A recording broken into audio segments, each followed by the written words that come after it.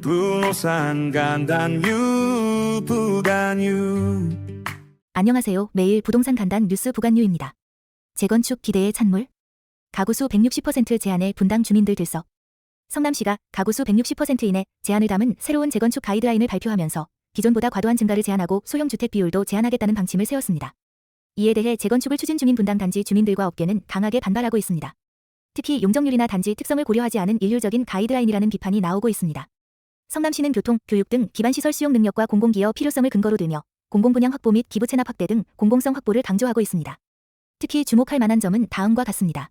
가구수 160% 이내라는 기준은 기존 세대수의 1.6배를 넘지 못하게 해 재건축 수익성을 낮출 수 있어 추진 동력이 약화될 우려가 있다는 점입니다. 소형 평형, 전용 40평방미터 이하, 비율을 0에서 5%로 제한해 청년층이나 1인 가구를 위한 공급이 줄어들 수 있다는 비판도 제기되고 있습니다.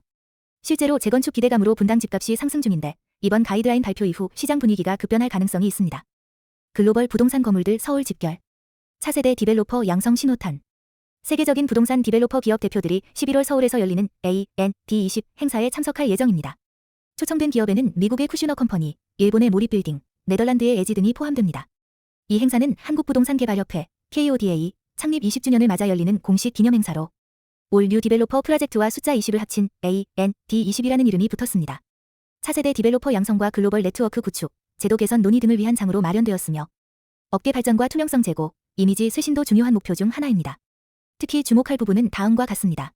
이번 행사는 단순한 기념식을 넘어서 국내 부동산 개발 업계가 글로벌 스탠다드를 배우고 교류할 수 있는 중요한 기회라는 점입니다. 행사 전 사전 답사로 쿠슈너 마이어스 CEO가 방한해 삼성동과 여의도 등을 둘러봤다는 점은 한국 개발 시장에 대한 관심이 높다는 방증입니다. 협회 측은 이번 행사를 통해 차세대 디벨로퍼 양성 기반을 마련하고 제도 개선을 위한 연구보고서도 발표할 예정이라고 밝혔습니다. 서울 주택 공급 88%는 민간 손에. 내년까지 31만 가구 확보 목표.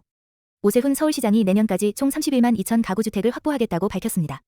이는 최근 진행 중인 신속통합기획 등 정비사업을 통해 추진되고 있으며 특히 민간 주도의 공급 확대에 방점을 두고 있습니다. 오 시장은 정부의 9, 7주택 대책은 실현 가능성이 떨어진다며 비판하면서 서울 주택 공급의 88%는 민간이 맡아왔고 공공주도 사업은 속도와 효율성 면에서 한계가 있다고 강조했습니다.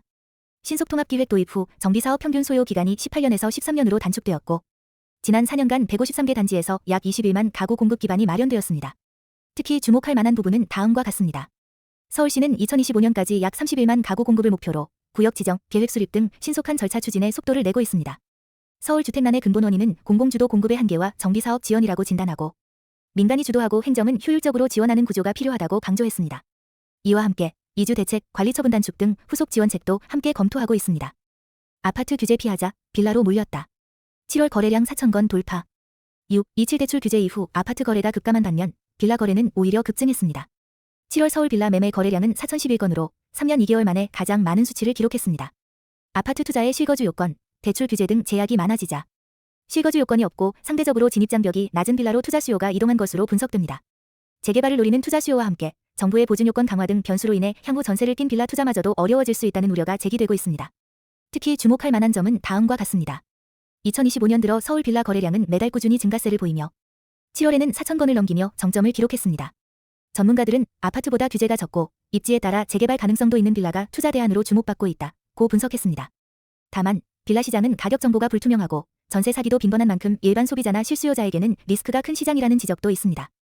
서울 입주 46가구 쇼크. 수도권도 10년 만에 최저치. 10월 서울 아파트 입주 예정 물량은 단 46가구, 수도권 전체도 1,128가구에 그칠 전망입니다. 이는 2015년 5월 이후 약 10년 5개월 만의 최저 수준입니다. 수도권 입주 물량은 전월 5,395가구, 대비 79% 급감했으며 서울, 경기, 인천 모두에서 입주 감소가 나타났습니다. 입주가 이뤄지는 단지는 수도권 전체에서 단 4곳뿐. 서울은 영등포구 신길동, 대방역 여기도 로드캐슬 46가구, 한 곳뿐입니다. 경기, 인천 일부 지역에서도 소규모 단지 입주만 예정되어 있습니다. 특히 주목할 점은 다음과 같습니다. 입주량 급감은 향후 전세난, 실수요자 주거 불안, 임대료 상승 등으로 이어질 가능성이 크다는 점입니다. 반면 지방에서는 입주 물량이 대폭 늘어나며 대조적인 흐름을 보이고 있습니다. 예, 전북 5,697가구, 강원 2,368가구, 경북 3,672가구 등. 정부는 2030년까지 연간 13만 가구 공급 계획을 밝혔지만 착공 후 입주까지 평균 3에서 5년이 걸리는 점에서 단기적 효과는 제한적일 수 있다는 평가입니다. 계약만 해도 4억 차이. 송파, 문정 로또 단지, 청약 경쟁 치열. 서울 송파구 문정동, 힐스테이트 이편한 세상 문정 37가구가 이달 재청약에 들어갔습니다. 무순위 청약으로 진행되며 일부는 세입자가 거주 중이라 실입주가 아닌 시세 차익 목적 청약 수요가 몰릴 전망입니다.